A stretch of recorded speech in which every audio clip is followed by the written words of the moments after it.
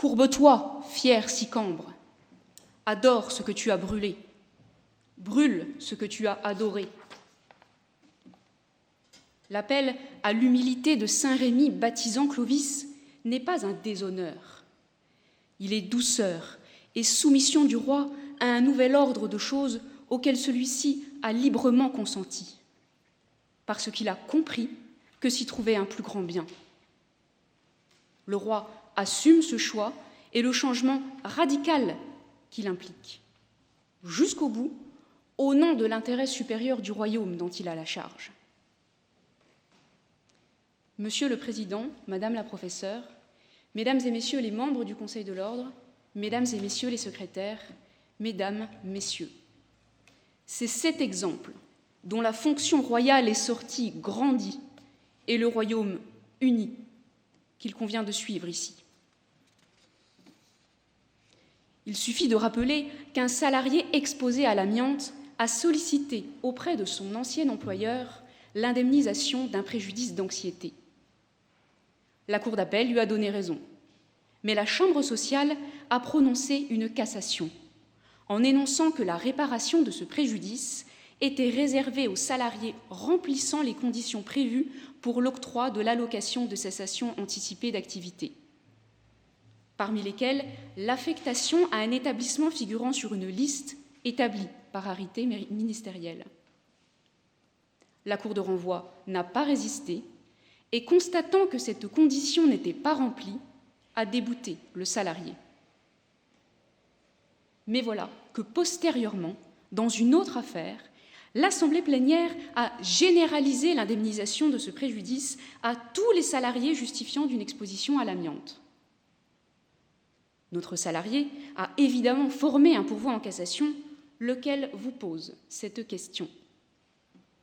Le moyen, critiquant la décision par laquelle une juridiction de renvoi s'est conformée à la doctrine de l'arrêt de cassation qu'il avait saisi, est-il recevable lorsqu'est invoqué un changement de norme intervenu postérieurement à cet arrêt? Vous y répondrez par l'affirmative. Un tel moyen est recevable parce qu'il relève de la mission naturelle du juge de cassation. Et parce que le dire irrecevable serait une véritable désertion. La mission d'une part, la désertion d'autre part. La cassation est née au XVIe siècle de la nécessité pour le roi de garantir la bonne application des normes, pour venger les ordonnances, selon l'expression. 5 siècles ont passé et malgré tous les bouleversements qu'a connus notre pays, cette règle est restée.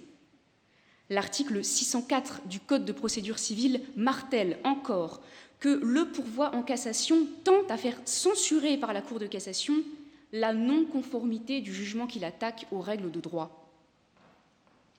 L'objectif est très clair. Les objections précaires. L'objectif très clair d'abord. L'objectif, c'est la norme, pas les plaideurs. Le pourvoi dans l'intérêt de la loi nous le démontre avec éclat. Si aucune des parties n'a saisi la Cour de cassation, le parquet peut agir lui-même pour assurer la protection de la norme.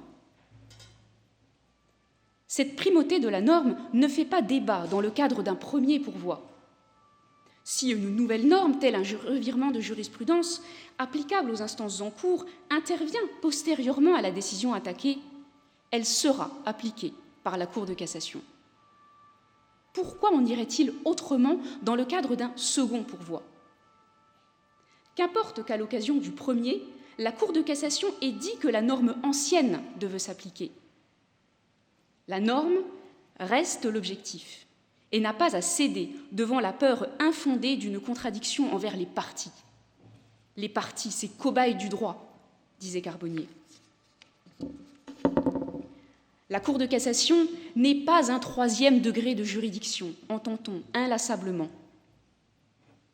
Sans provocation, le professeur Zenati dit plus simplement que la Cour de cassation n'est pas une juridiction. La Cour de cassation se borne à dire la norme applicable, sans l'appliquer directement aux parties. Et il est de la nature même de la norme d'évoluer avec la société. Irait-on dire du législateur qu'il se contredit lorsqu'il modifie la loi ? Certes, la Cour de cassation a aujourd'hui la possibilité de régler au fond les litiges. Mais précisément, la question qui nous occupe se pose seulement parce que, lorsque cette faculté n'a pas été utilisée.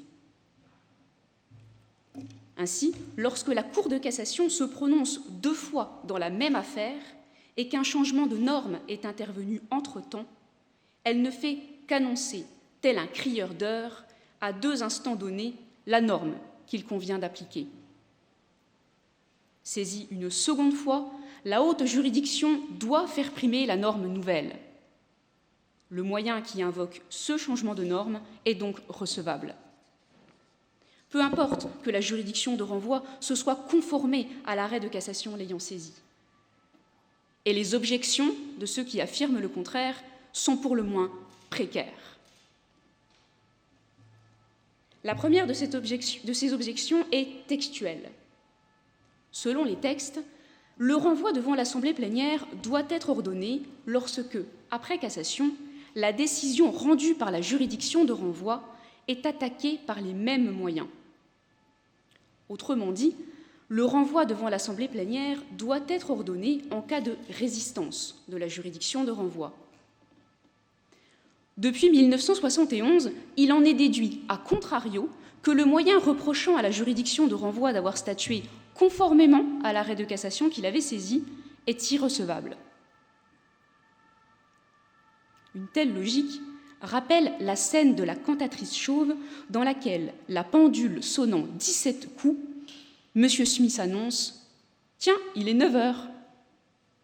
Le contraire de la proposition, le renvoi devant l'Assemblée plénière doit être ordonné. Et bien sûr, le renvoi devant l'Assemblée plénière n'a pas à être ordonné. Certainement pas, il est interdit de saisir la Cour de cassation. Une seconde objection, en apparence plus sérieuse, concerne le type d'interprétation assignée à la Cour de cassation pour assurer l'unité de la norme. Le législateur interdit l'interprétation par voie d'autorité, l'arrêt de règlement, qui interprète sous forme de commandement. Il lui préfère l'interprétation par voie de doctrine, qui n'a pas en elle-même ce caractère obligatoire, mais conquiert les esprits par la pertinence de son analyse. Dans ce système, la Cour de renvoi a la liberté soit de résister, soit de se conformer à la doctrine de la Cour de cassation. Cette doctrine doit ainsi être éprouvée pour asseoir sa légitimité. Mais si elle passe le test, c'est-à-dire si la juridiction de renvoi y acquiesce, l'œuvre de justice est satisfaite. Et alors on peut éventuellement admettre que la discussion s'arrête et fermer l'accès au juge de cassation. Mais tout l'édifice s'effondre lorsqu'un changement de norme intervient après l'arrêt de cassation. Et ce, que la norme est changée avant ou après la décision de la juridiction de renvoi. Quand le changement de norme intervient avant la décision de la juridiction de renvoi, les juges du fond, tenus de statuer conformément aux normes applicables, ont l'obligation de résister. S'ils ne le font pas, leur décision doit pouvoir être censurée. Et quand le changement de norme intervient après la décision de la juridiction de renvoi, la pertinence de l'analyse de la doctrine de l'arrêt de cassation, qui avait convaincu la juridiction de renvoi, disparaît a posteriori. Et avec elle, la légitimité de cette doctrine. La juridiction de renvoi ne commet aucune erreur dans ce cas et évite donc la cassation. Mais sa décision, dépourvue de fondement, encourt bien l'annulation. Bien entendu, l'œuvre d'abstraction de la Cour de cassation a ses limites. Elle intervient dans le cadre d'un procès, qui n'est pas toujours porté à sa connaissance. Aussi, les hypothèses dans lesquelles sa mission de sentinelle devrait s'appliquer mais ne s'appliquent pas, sont légion. Ici, le pourvoi est tardif. Là, la décision des juges du fond, malgré son erreur de droit, fait consensus. Toutefois, l'homme de l'Évangile, possédé par le démon légion, est une victime impuissante de son mal. Ce qui heurte au cas présent, c'est que l'irrecevabilité procède d'un choix délibéré. En cela, elle s'assimile à une désertion qui mérite d'autant plus la condamnation. Comme toute désertion, l'irrecevabilité en cause a pour conséquence le déshonneur d'abord, la mort ensuite. Le déshonneur découle du sort réservé aux moyens. En 1971, l'avocat général Lindon a conclu à l'irrecevabilité en affirmant, je le cite, « à raison du changement de jurisprudence intervenu dans l'intervalle des deux pourvois, le rejet, tout autant que la cassation, manifesterait une inconséquence. Le rejet reviendrait à faire prévaloir une norme obsolète. La cassation a donné tort à la partie qui avait raison lors de la première cassation. » On a vu que ce dernier point était un faux problème, mais il demeure que l'irrecevabilité est conçue comme une véritable stratégie d'évitement. L'examen du bien fondé du moyen est en cause d'embarras. On invente une fin de non-recevoir pour pouvoir s'y dérober. Alors que la fin de non-recevoir consiste normalement à écarter une prétention sans l'examiner, ici, ce sont les conséquences de l'examen au fond, jugées fâcheuses, qui conduisent à retenir l'irrecevabilité. Une telle règle aurait clairement sa place de l'autre côté du miroir, dans le monde inversé que visite Alice à la suite du Pays des Merveilles. Ce monde dans lequel elle doit s'éloigner du jardin pour y entrer et courir très vite pour rester sur place. Nous sommes, par hypothèse, en présence d'un demandeur au pourvoi qui a intérêt et qualité à agir, qui n'est ni prescrit ni forclos, et dont le moyen ne se heurte à aucune autorité de chose jugée. Alors certes, les fins de non-recevoir ne sont pas limitativement énumérées, mais au nom de quoi exactement le priverait-on de son droit d'agir ? Quoi qu'il en soit, on perçoit bien que l'irrecevabilité est une solution peu reluisante. Elle est, fort heureusement, destinée à une mort certaine. La mort vient d'un peloton d'exécution jeune et imposant. Tout d'abord, on constate que l'accès au juge de cassation est fermé aux demandeurs dont le seul tort est d'avoir eu raison trop tôt, tels Copernic ou Galilée, qui ont subi en leur temps cette folle injustice. La Cour européenne des droits de l'homme admet volontiers des restrictions au droit d'accès au juge de cassation. Mais nous sommes clairement ici face à ce qu'elle appelle une interprétation déraisonnable d'une exigence procédurale. Le litige est toujours en cours. Le pourvoi est recevable. Dès lors, il apparaît complètement disproportionné d'interdire au demandeur de soulever le moyen utile à sa prétention, en lui imposant la sécurité juridique ou la bonne administration de la justice. Il faut relever ensuite, d'un point de vue constitutionnel, que l'irrecevabilité de ce moyen crée une rupture d'égalité entre les plaideurs, en fonction du sens de la décision de la juridiction de renvoi, qui n'est pas prévue par la loi. L'inégalité de traitement concerne tant l'accès au juge de cassation que la norme de fond appliquée, s'agissant pour autant de plaideurs placés dans une même situation.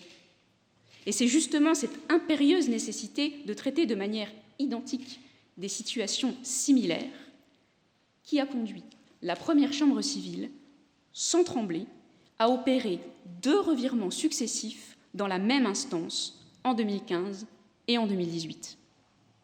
La juridiction de renvoi s'était pourtant conformée à l'arrêt de cassation qu'il avait saisi.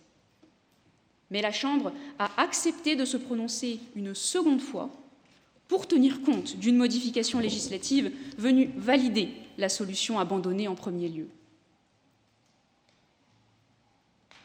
Enfin, selon la Cour de justice de l'Union européenne, le droit de l'Union s'oppose à ce qu'une règle de procédure nationale empêche la bonne application du droit européen. Or, l'irrecevabilité en cause a conduit l'Assemblée plénière, en 2006, à laisser prospérer une solution qu'elle savait contraire au droit de l'Union à la suite d'un changement de normes.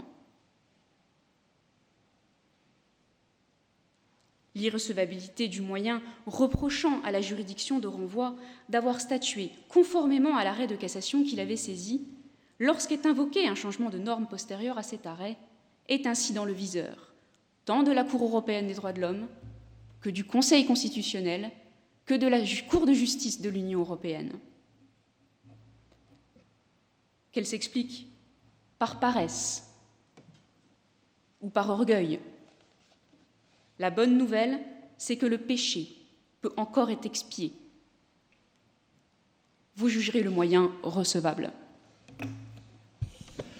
Je vous remercie.